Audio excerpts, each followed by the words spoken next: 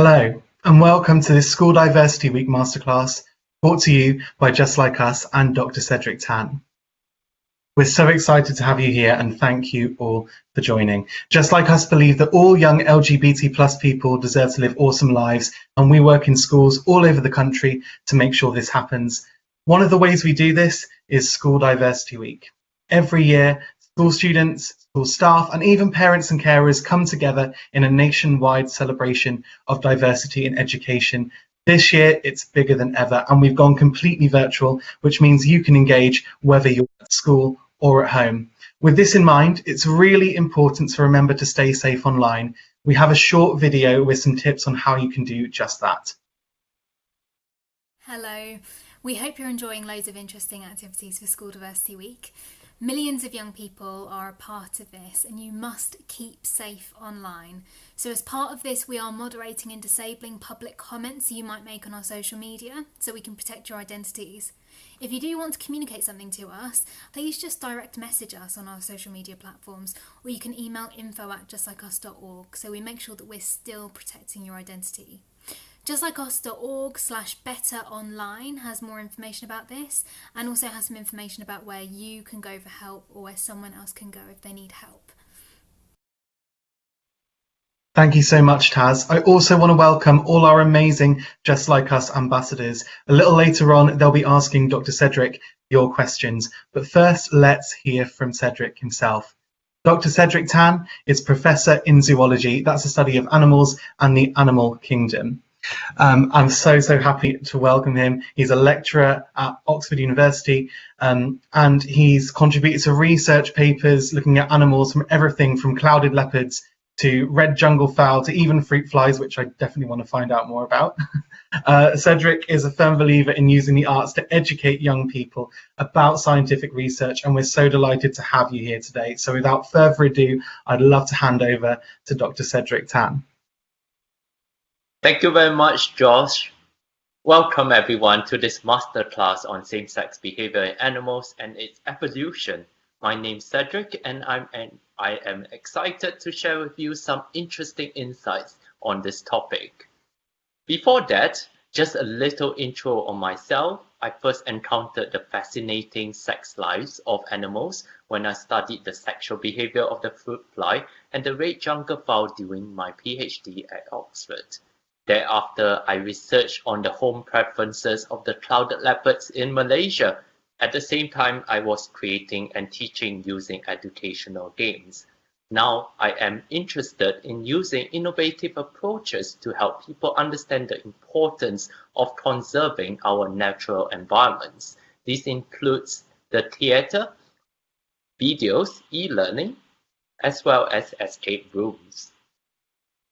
Did you know that about 1/3 of the world's countries have laws that make same-sex intercourse illegal? As you can see on this map, countries highlighted in yellow and different shades of red criminalize same-sex behavior. The darker the red, the more stringent the laws. About half the countries that criminalize same-sex behavior are in Africa. On a lighter note, let's see how much we know about same-sex behavior in the animal kingdom. This is a question to get your minds activated. How many species do you think of animals that have been found to exhibit homosexual or bisexual behavior? Think about this for 5 seconds before I reveal the answer. I hope you have selected one of the options. The answer is it's over 500 species, from the tiny animals such as bees to the large mammals like elephants and dolphins. What a wide variety of animals.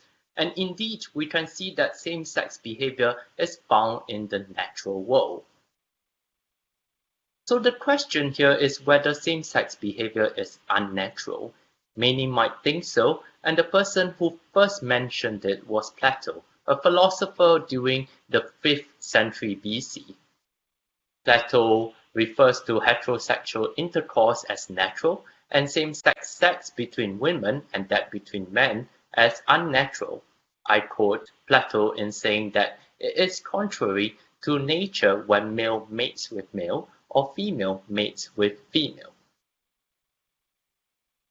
While some still believe that homosexual activity is unnatural, research shows that homosexuality is normal and a natural variation in human sexuality and in the natural world. Yet the main argument for why same-sex human behavior is illegal in many countries is that such a behavior is unnatural. Such laws punish people with imprisonment and even the death penalty. Interestingly, of the African countries that criminalize homosexuality, more than half of these are former British colonies where colonial administrators introduced laws prohibiting such unnatural acts. We as a human race should revisit this argument that homosexuality is unnatural. Now that we have seen that same-sex behavior as being prevalent in animals, let's take a look at the variety of such behaviors. Bonobo sex often occurs after aggressive encounters. A jealous male might chase another away from a female, after which the two males reunite and engage in same-sex acts. Or after a female hits a juvenile and the latter's mother may attack the aggressor, an action that is immediately followed by sex between the two adults. African and Asian male elephants will engage in same-sex bonding and mounting. Such encounters are accompanied by affectionate interactions such as kissing and trunk intertwining. Male elephants, who often live apart from the general herd, often pair up with an older individual and one or two sometimes younger males, with sexual behavior being a frequent part of the social interaction. Male giraffes have been observed to engage in remarkably high numbers of homosexual behavior. After aggressive necking, it is common for the two male giraffes to caress and court each other, leading up to mounting and sex. So, we have seen a variety of same-sex behavior, but can these tell us anything about the preferences and the animal's orientation? There is a difference between behavior and orientation. Behavior is defined as the manner in which individuals experience and express their sexuality, while orientation refers to a person's sexual identity in relation to the gender to which they are attracted, the fact of being heterosexual, homosexual, or bisexual. Therefore, sexual orientation labels and sexual behavior do not always align. We can't ask an animal how they identify. We are having to use behavior as a proxy so that it can be hard to claim that a given animal is homosexual or bisexual in the sense that humans use the word. A lot of homosexual behavior in the animal kingdom have been shown to be transient in that it forms part of the life cycle of many species.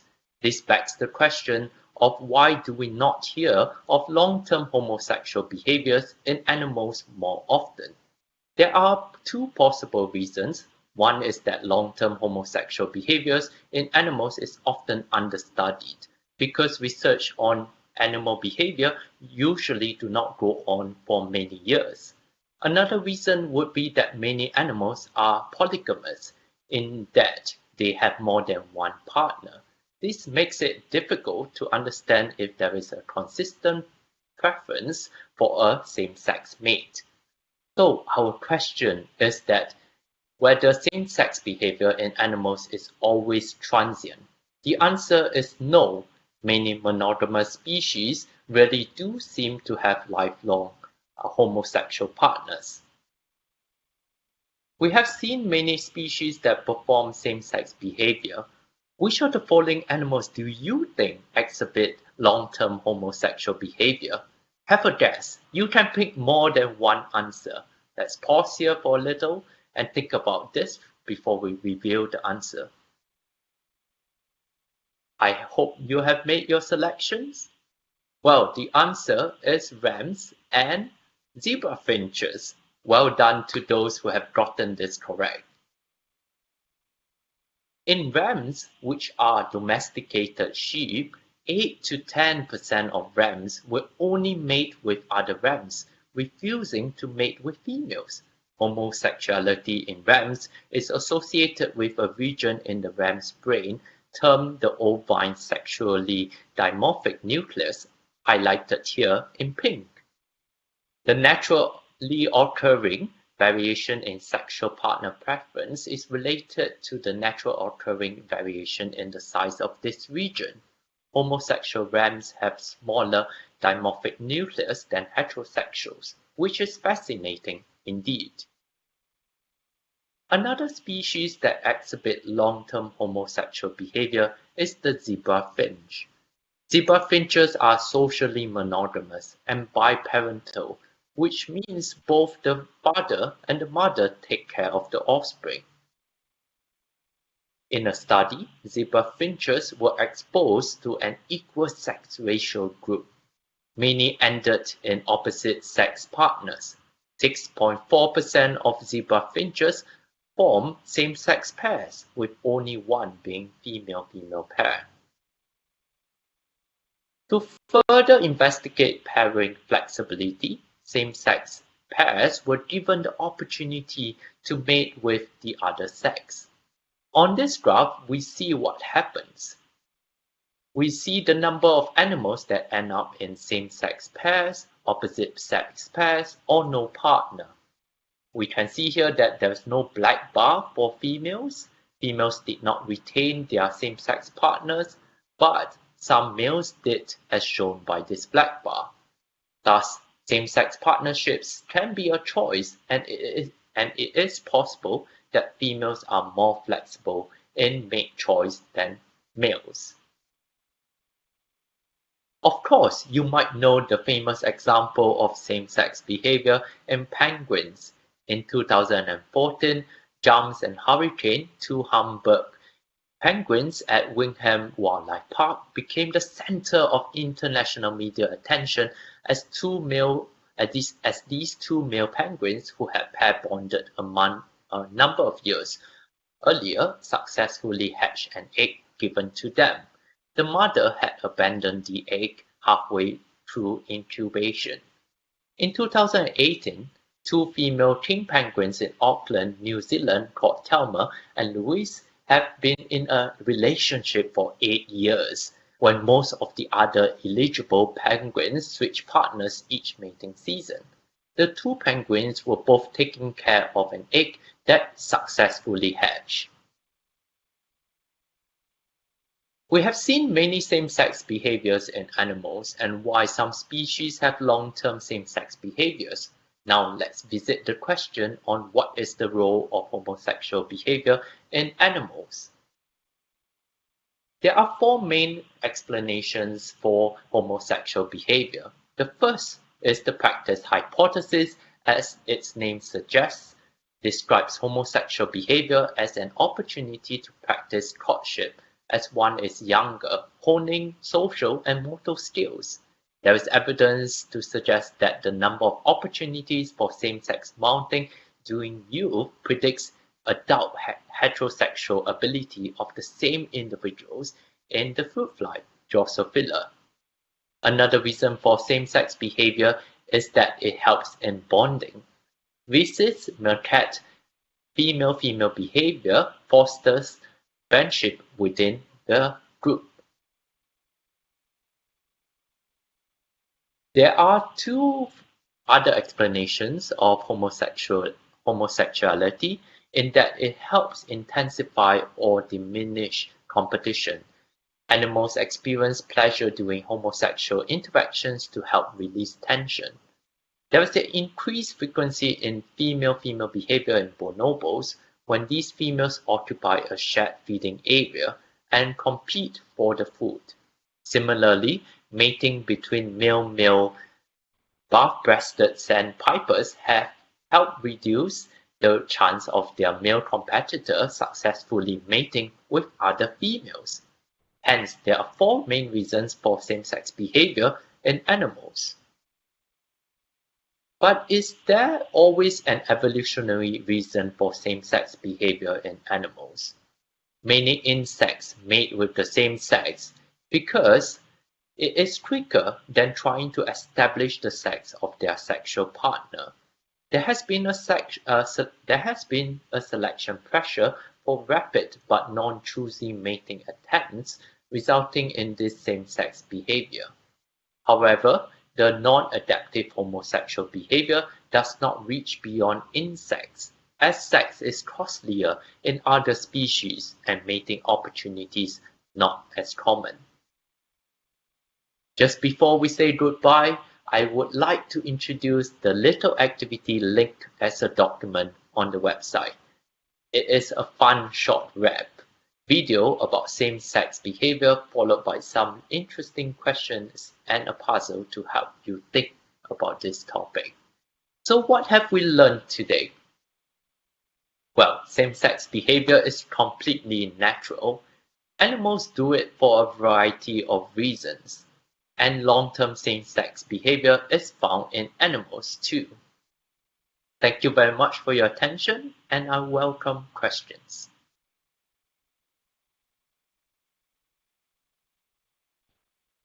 Brilliant. Thank you so much, Cedric. I learned a ridiculous amount from that, and I think everyone should see that presentation. You showed all those people that say it's unnatural. You completely schooled them. And can we talk about how adorable zebra finches are for a minute? Yes, absolutely. We do. They are adorable. We do have some questions for you. So I'm going to hand over to our ambassadors. Our first question for you today comes from Iona. Iona, are you there? Yes, hello. Thank you Hi, so much. Iona. That's so interesting.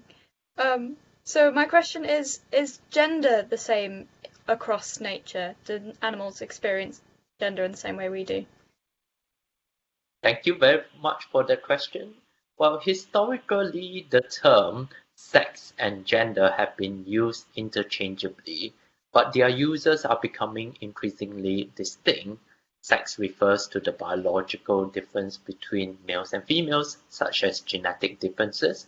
Gender refers to the role of a male or female in society, or an individual's concept of themselves. So some animal species have more than two genders, in that there might be types of behavior available to individuals with a given biological sex. Therefore, gender roles expected by human societies might not apply to the animal kingdom, because male and female animals might not act according to our expectations. Amazing. So we can learn a lot about gender as well as sexuality from the animal kingdom as well. I've got another question for you, and this one comes from Ramses. Hello, Ramses. Hi, Ramsey. Hi, hello. So my question is, I've heard before that same-sex activity exists in almost all animal species, but homophobia only exists in one, humans. Is this true? And if so, why? Not as far as we know. For starters, few animals are exclusively gay, so for many species, gay sex doesn't make them gay, so the concept of homophobia doesn't apply to them. Members of non-human species have been known to shun others in their social groups on account of certain specific behaviors. These include unwanted advances, homosexual or heterosexual, and these warrant harsh punishment. It just hasn't been documented very well and systematically, and there's no evidence that policing of sexual behavior exists. Homosexuality is very common in the animal kingdom and is not a threat to evolution. There is room for homosexuals, bisexuals, heterosexuals. Everything is natural. What's very unnatural is homophobia, and unfortunately all those kinds of taboos are still present in a lot of societies on our planet. Fantastic. Thank you so much. Really, really interesting. And again, the animal kingdom holding up a mirror to our human attitudes as well. I've got another question for you. This one is from Daniel. Hi, Daniel. Hi. Thank you for that presentation. That was really interesting. My question is, what can animals teach us about human sexuality? Other than homosexuality being common in the animal kingdom and that it is natural, I think we can learn a lot about human sexuality from the animal sexual studies. Take, for example, inbreeding. You might go, ew, when you imagine siblings as partners. Animals, too, avoid inbreeding, as the inbred offspring have been shown to suffer from lowered survival and reproduction. Interestingly, from my PhD study on chickens and flies, there are certain situations when inbreeding is tolerated. For example, in flies that mate multiply, the cost of mating with sibling is quite low because there are multiple partners. Therefore, my research has shown little evidence that they avoid inbreeding when there's multiple mates. Nevertheless, we can learn a lot from animals, like why is inbreeding not tolerated in general. Amazing. I definitely want to read up more about fruit flies. It's amazing. I've got one final question. I've got one final question for you, Cedric, and that is from Awesome. Siraj. Hi, Cedric. My question Hi, is Saraj. there such a thing as a gay gene? Wow, interesting question. In the earlier days of this research, about 30 years ago when I was still a kid, there was a view that there is a gay gene.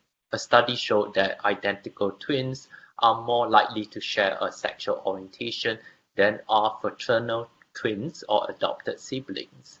Some studies suggested that a specific part of the X chromosome called the XQ28 region was associated with the sexual orientation of people who were biologically male, although subsequent research cast doubt on these results. A more recent study in 2019, based on the genomes of nearly 500,000 people, revealed 5 spots on the human genome that are linked to same-sex behavior. However, none of the markers are reliable enough to predict what someone's sexuality. This is the largest study to date on the genetic basis of sexuality. The analysis estimated that up to 25% of sexual behavior can be explained by genetics, with the rest influenced by environmental and cultural factors. Hence, sexuality can be explained by genetics to a small extent, and the environment does play a role. Fantastic. Thank you so much. That's all the questions we have time for. Absolutely brilliant. And I think you've really brought this scientific angle to School Diversity Week, which has been super interesting to be a part of. So I just want to say thank you for all the amazing questions, ambassadors, for asking them as well. And thank you, Cedric. That was absolutely fantastic. We do still have more masterclasses lined up throughout School Diversity Week. You can find out more about those at www.justlikeus.org/masterclasses. You're in for a treat. You can also follow Just Like Us on socials, or as Taz said in the video at the start, you can DM us at justlikeusuk or info@justlikeus.org. And Cedric also has a Twitter if you want to follow that. It's Cedric KW Tan is the handle for that one. As you heard from Cedric as well, there is an activity you can do wherever you are, whether you're at school, at home. We'll put a link to that on our socials. Do let us know how you get on. And remember to stay safe online throughout School Diversity Week. You can find out more tips at www.justlikeus.org/betteronline. So all that's left to say is thank you so much to Cedric. Thank you to our ambassadors, and for all of you watching. Have an amazing rest of your School Diversity Week, and everyone take care. Goodbye. Bye.